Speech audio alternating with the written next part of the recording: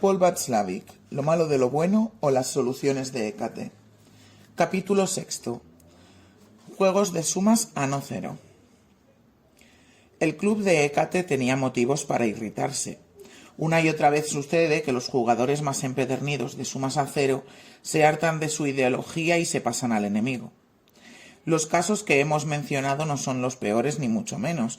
Ya vimos que Cacciavilliani seguía todavía sumando a cero.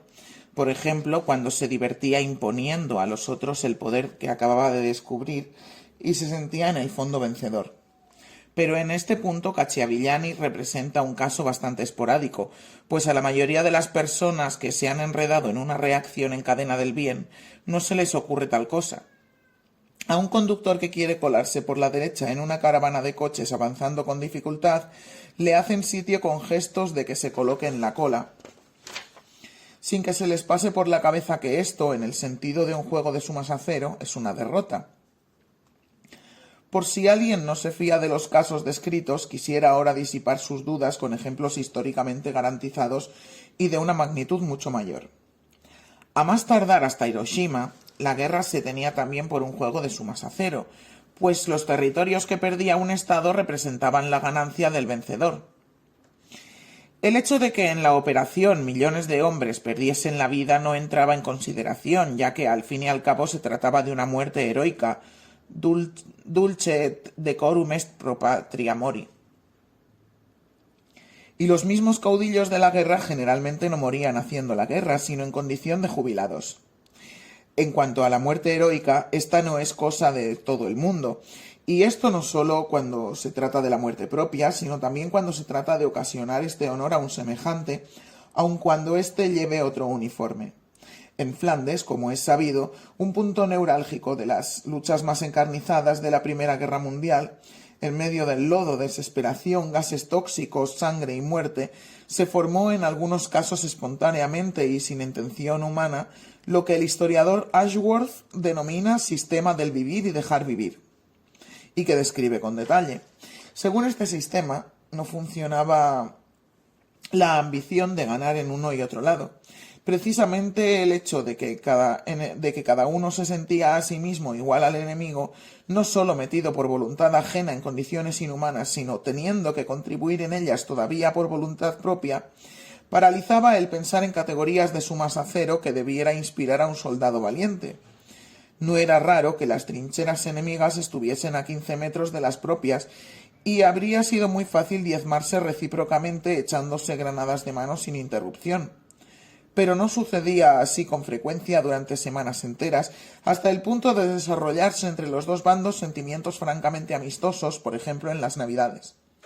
Muchas veces reinaba en largos trechos del frente una calma absoluta, y se llegaron a establecer poco a poco unos rituales de no atacar, respetados espontáneamente por ambas partes, por ejemplo ignorando recíprocamente las patrullas enemigas que en sus recorridos nocturnos por el terreno de nadie casi tropezaban una con la otra. Es fácil de imaginar la reacción de los comandos del ejército ante esta decadencia de la moral.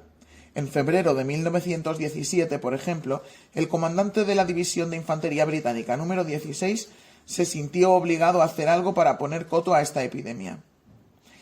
En una orden del día determinó que estaba terminantemente prohibida toda complicidad con el enemigo. Nadie puede entrar en contacto con él y todo intento en este sentido por parte del enemigo tiene que ser inmediatamente reprimido. Se abrirá un procedimiento disciplinario contra los infractores. La ironía de este intento de solución clarifinante está en que el principio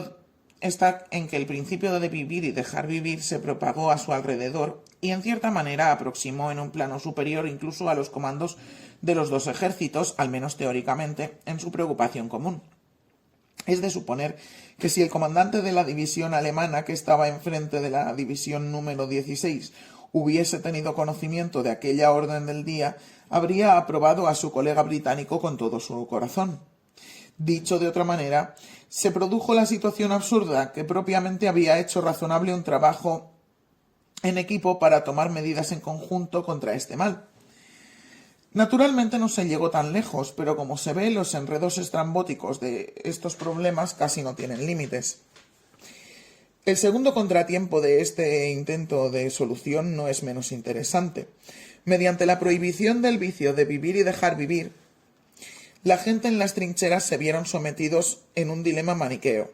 O cumplían las órdenes de la superioridad y disparaban al enemigo siempre que se pusiera a la vista, pero entonces se exponían a la represalia inmediata por esta violación del pacto tácito de no atacar, o respetaban el armisticio no oficial arriesgándose a tener que comparecer ante un tribunal de guerra.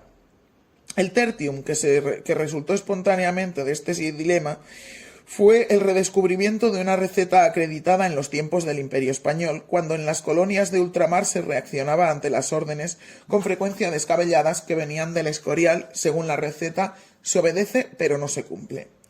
En Flandes, 3 siglos más tarde, pasó lo mismo. Obedecieron la orden de disparar, pero dispararon en el aire, y el enemigo agradecido hizo otro tanto. Tenemos un ejemplo semejante en el resultado provisional de un estudio de gran envergadura que se está llevando a cabo actualmente en USA, Europa e Israel. En 1981 empezaron 2 psicólogas una encuesta a los no judíos que, con el más serio peligro de sus propias vidas, salvaron de la solución final de los nazis a judíos que muchas veces ni siquiera conocían personalmente. A la pregunta por qué habían hecho esto, los encuestadores se encontraban siempre de nuevo con la pregunta perpleja de los encuestados: ¿qué quiere usted decir? Y ante la insistencia de la pregunta, se encontraban con explicaciones desconcertadas como: ¿pues qué tenía que haber hecho si no? O no hice más que lo que una persona hace en favor de otra. De acuerdo, estas eran situaciones y también personas desacostumbradas, pero no son de ninguna manera una rareza. Se puede encontrar por todas partes, entre casados, en la vida pública, hasta en grandes empresas y, por muy improbable que aparezca a primera vista, también en la política exterior. Uno de los conceptos de la teoría matemática del juego es el de juegos de sumas a no cero, es decir,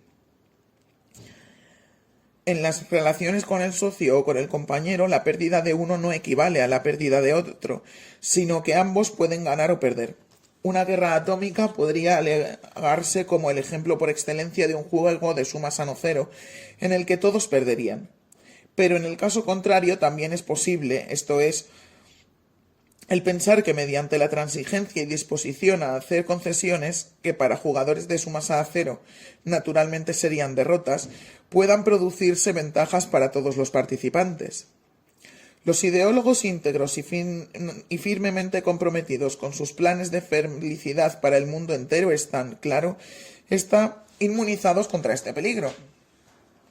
Lo están incluso doblemente, pues por una parte atisban fácilmente toda transigencia del adversario como argucia con la que éste quiere embaucarles con más seguridad, o también como señal de la debilidad que hay que aprovechar inmediatamente para fortalecer la propia posición de poder. El hecho de que por consiguiente el enemigo tome muchas veces de nuevo el rumbo inicial de la confrontación es entonces una prueba clara de que la sospecha estaba justificada. Por otra parte, todo condescender a un juego de sumas a no cero sería una traición a la ideología excelsa al precio indigno de un plato de lentejas. En el caso de la política exterior, Jean-François Revel ha expuesto el tema en detalle mucho mejor de lo que yo habría podido hacerlo.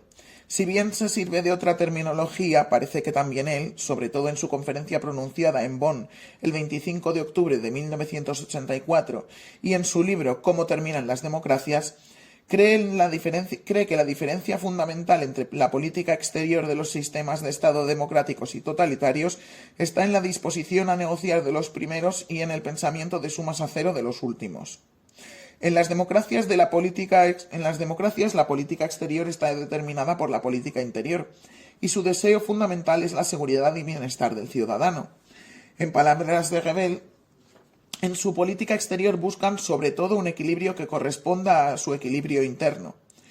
El totalitarismo, en cambio, se construye sobre una ideología, sobre una definición oficial definitiva, y por esto obligatoria para todos de la realidad humana, social y hasta científica. En consecuencia, y cito otra vez a Revel, para él la simple existencia de otros sistemas es irreconciliable con su seguridad. Y por esto podría añadirse, para la política exterior de esos sistemas solo hay un objetivo: a saber, la victoria definitiva sin concesiones sobre una base mundial, pues solo una victoria final como esta puede acabar el juego de suma cero del poder puro e introducir el paraíso en la tierra. Es evidente que esto no excluye un proceder con táctica, por ejemplo, no excluye negociaciones de las que, sin embargo, no ha de resultar un acuerdo duradero, sino una debilitación del adversario, para disponerle a otras concesiones, dejándole en la creencia enternecedora de que estas concesiones serán realmente las últimas y le aportarán estabilidad, seguridad y tranquilidad, sin saber exactamente por qué a uno le viene en la memoria Múnich junto con el nombre de Helsinki. Las democracias modernas, por el contrario, se inclinan a avenirse en casos de conflicto o competencia. Revel lo expresa con más elegancia. Según él, estas buscan siempre pactar nuevos compromisos cuyo promedio sea el denominador común que aporte el mayor número de ventajas para todos. Así pues, toda diplomacia democrática parte del principio de que vale la pena hacer concesiones, porque la otra parte contratante, de la que se supone que sea responsable y moderada, es inducida a tener en cuenta la prestación aportada y hacer en correspondencia una concesión a título de contraprestación para que el compromiso sea duradero. Música celestial, de ninguna manera. Actualidad viviente siempre que unos jugadores de suma sano cero consiguen compromisos estables en vez de soluciones clarifinantes. La generación más joven tendrá por sumamente increíble que a nosotros, los más viejos, se nos inculcara en la escuela el hecho indiscutible e inevitable de que Alemania y Francia eran y serían siempre enemigos encarnizados, y que por esto era una necesidad fatal que al menos cada 30 años se produjeran horribles guerras entre las dos. Y nosotros lo creíamos de igual modo que hoy se cree en la enemistad inevitable entre los estados árabes e Israel, o en el absurdo derramamiento de sangre en Irlanda del Norte. Y figúrese usted, el 22 de enero de 1963, dos jefes de Estado, que por otra parte no eran particularmente agraciados, consiguieron en París firmar un tratado de amistad que ponía un punto final a un cambio de raíz en las relaciones entre la República Federal y Francia, producido en un tiempo, mirado con criterios históricos, sorprendentemente breve. Y si alguien todavía hoy voceara el canto patriótico Die Wacht am Rhein, la Guardia del Rin, podría concursar como candidato al título de dinosaurio patriótico.